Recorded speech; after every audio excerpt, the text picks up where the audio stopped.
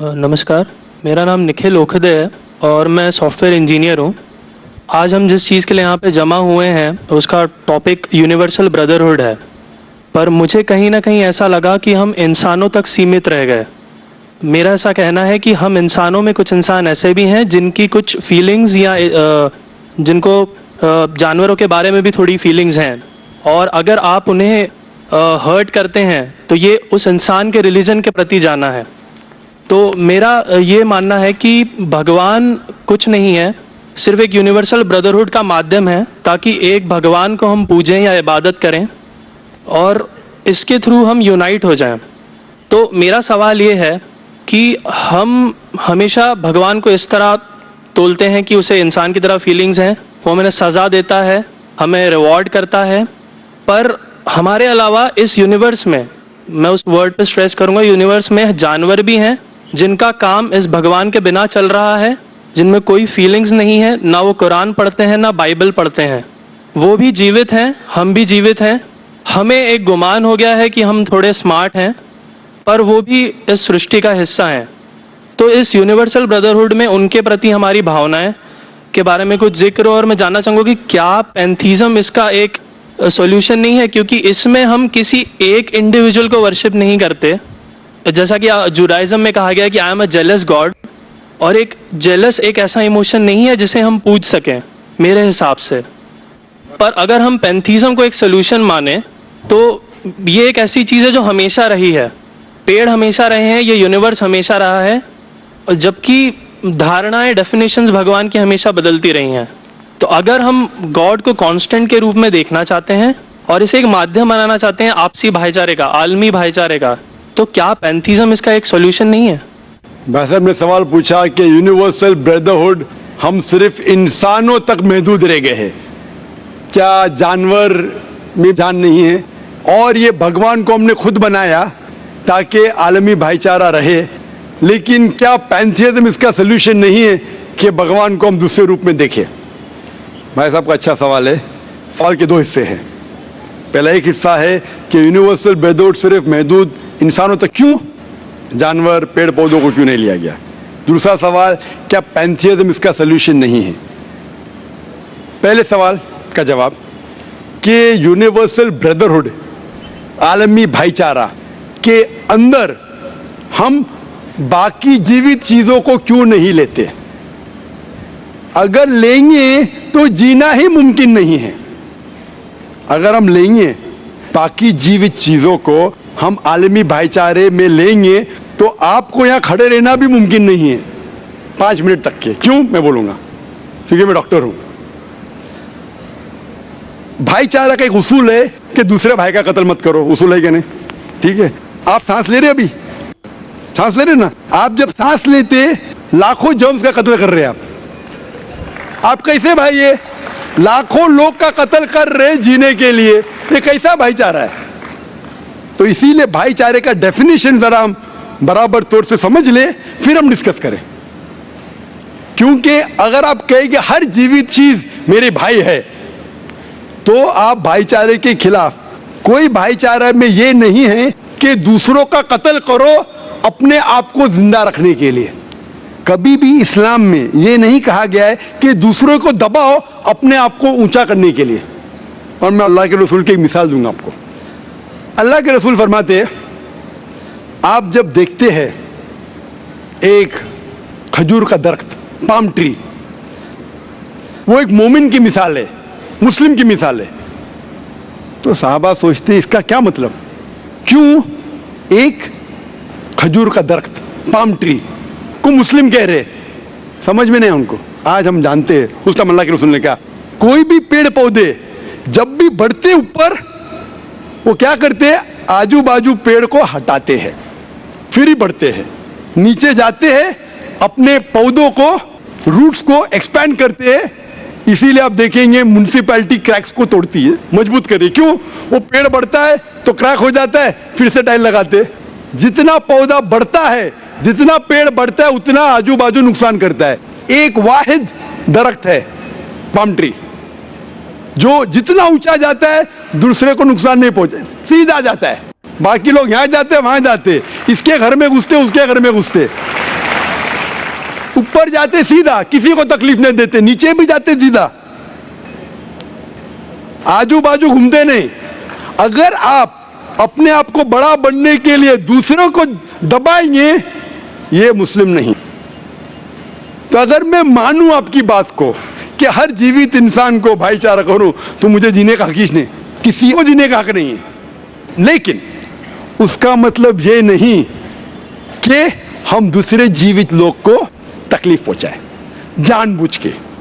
इसीलिए इस्लाम में जब मोहम्मद सल्लल्लाहु अलैहि वसल्लम पैगाम दिए अरब देशों में, अरब मुमालिक में, तो लोग ने कहा ये कैसा इंसान है। जब अल्लाह के रसूल ने कहा कि ऊंट के ऊपर ज्यादा वजन मत डालो, हराम है, घोड़े को ज्यादा तकलीफ मत दो, तो लोग कहने लगे ये तो अभी इंसानों की हुकूक की बात कर रहा था, अभी जानवरों की हुकूक की बात कर रहा है। अल्लाह के रसूल फरमाते जब एक शख्स आग उगाता, मुझे आग को बुझाओ, क्यों? उधर चींटियां मर रहे हैं। उसका मतलब जानबूझ के कोई भी जीवित चीज को मारना हराम है, सिर्फ अनजाने में इजाजत है, या जिसकी इजाजत खुदा ने आपको दी है, जिसकी इजाजत दी है खुदा ने। मिसाल के तौर पे मनुस्मृति में चैप्टर नंबर 5 श्लोका नंबर 31 में लिखा है कि खुदा ने कुछ जानवरों को बनाए खाने के लिए और किसको खुराक बनने के लिए, some to be eaten some to eat. अगर वो खाने वाला जानवर दूसरे जानवर को खाता है जिसको खुराक के लिए बनाया है, तो कोई गुनाह नहीं है। मनुस्मृति चैप्टर नंबर 5 श्लोक नंबर 30 में अगर आप उस जानवर का कत्ल करते जो खाने के लिए बनाया गया है, तो आप गुनाह नहीं कर रहे। Manusmriti chapter number 5 shloka number 39 में सैक्रिफिशियल एनिमल, जो एनिमल कुर्बानी के लिए बनाए गए उसकी कुर्बानी देना गुनाह नहीं है। मैं क्यों हिंदू धर्म से कह रहा हूं, मुस्लिम से भी कह सकता हूं, बहुत से हवाले। उसका मतलब हमें किसी को तकलीफ नहीं देना चाहिए। लेकिन अगर अनजाने में चलते चलते चींटी मर गई तो आप बाहर चले नहीं सकेंगे, आप सांस लेंगे जर्म, तो अल्लाह ताला ने जर्म को पैदा किया है मरने के लिए आमतौर पे, तो आप गुनहगार नहीं। मालूम कुछ जैन लोग मास्क पहनते तो भी मरते, पानी को उबालते, उबालने से मार रहे, उबालने पानी पी के फायदा क्या? अंदर मारने के बदले बाहर मार रहे, क्या फायदा? ये मुमकिन ही नहीं है। लेकिन जानबूझ के कोई जानवर को, और एक मिसाल दूंगा, हमारे खतीब जुमा नमाज पढ़ाए थे कल, डॉक्टर उस्मान, उनने अपने खुतबे में मिसाल दी थी।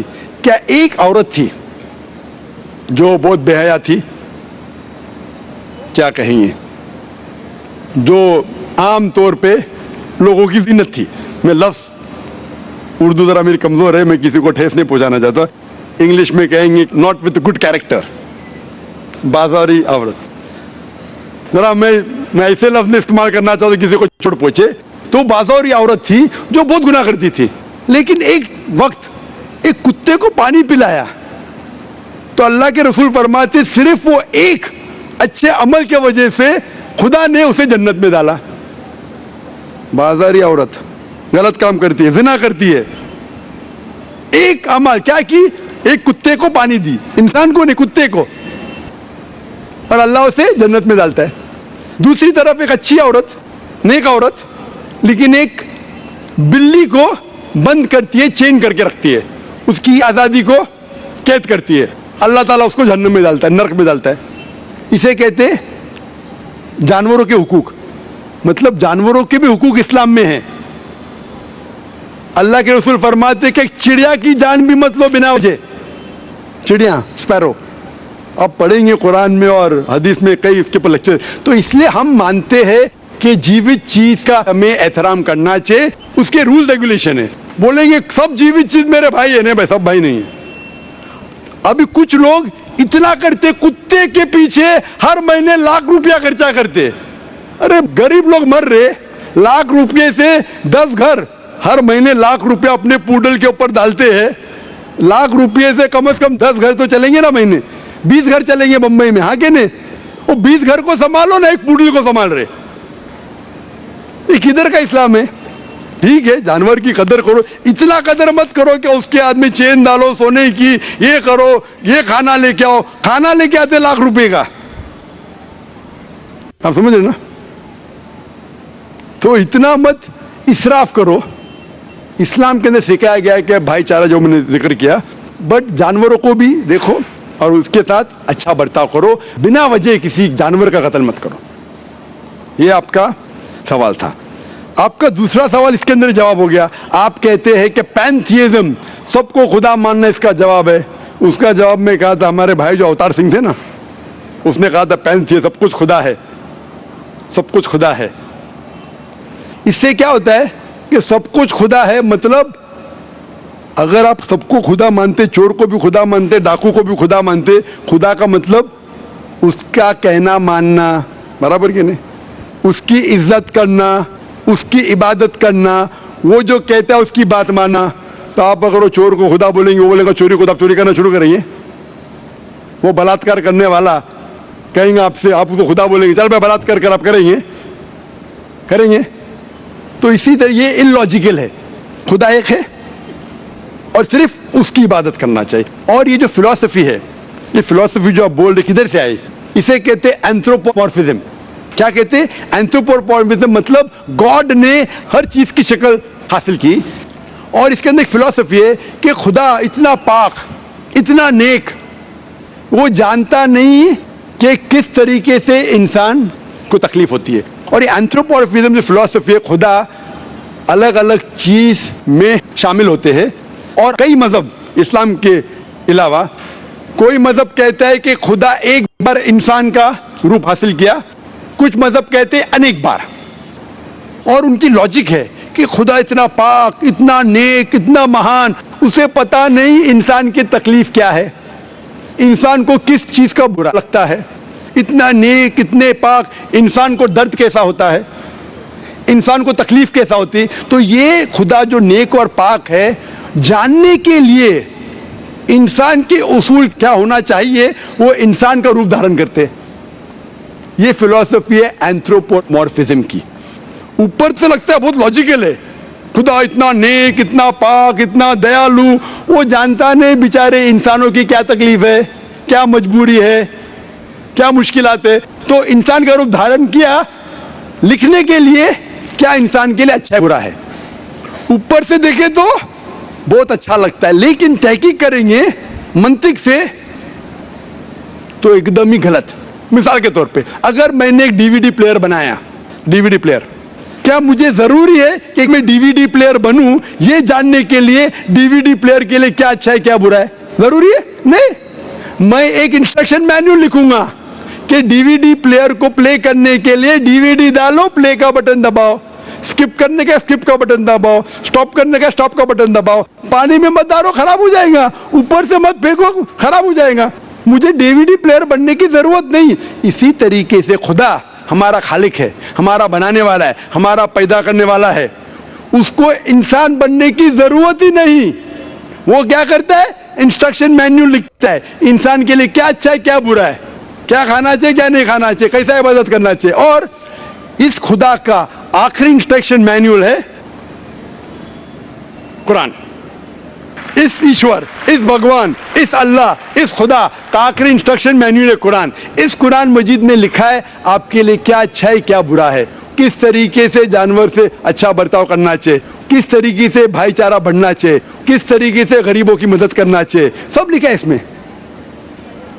खुदा को खुद इंसान बनने की जरूरत नहीं, क्योंकि वो हमारा खालिक है, हमारा मालिक है। तो इसीलिए ये पैंथियज्म फिलॉसफी इज टोटली रॉन्ग। और वेद में किधर नहीं लिखा है, आप जाएंगे दूसरी किताबों में लिखा है, आप अगर देखेंगे मेरी कैसेट हिंदुइज्म एंड इस्लाम पे, लेकिन वो किताबें वेद से ऊंची नहीं है। वेद में सिर्फ लिखा है तौहीद के बारे में, एक खुदा के बारे में, एक कम सत्य विप्रा बहुधा वेदांते। खुदा एक है, उसको नाम इरादा दे सकते हैं आप, लेकिन खुदा एक है, उसकी सिफत आप बयान कर सकते हैं। और वो एक खुदा है, न तस्य प्रतिमास्ति, उसका कोई अक्स नहीं है, ना कोई पिक्चर है, ना कोई पेंटिंग है, ना कोई मूर्ति है, ना कोई स्टैच्यू है। Hope that answers the question.